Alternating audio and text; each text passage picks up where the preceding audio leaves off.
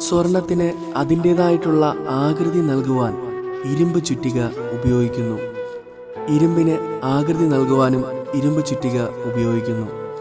പക്ഷേ സ്വർണം ഇരുമ്പ് ചുറ്റിക കൊണ്ട് അടിക്കുമ്പോൾ വലിയ ശബ്ദമുണ്ടാക്കുന്നില്ല.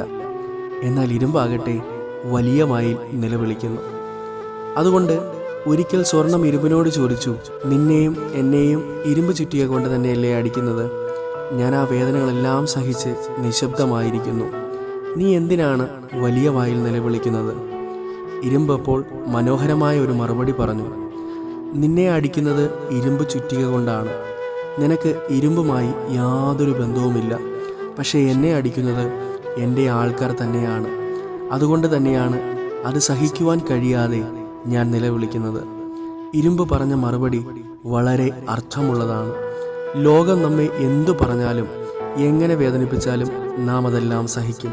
പക്ഷേ നമ്മുടെ സ്വന്തം ആൾക്കാർ നമ്മളെ കുറ്റം പറയുകയും വേദനിപ്പിക്കുകയും ചെയ്യുമ്പോൾ നമ്മൾ അറിയാതെ തന്നെ വലിയ വായിൽ നിലവിളിച്ചു പോകും.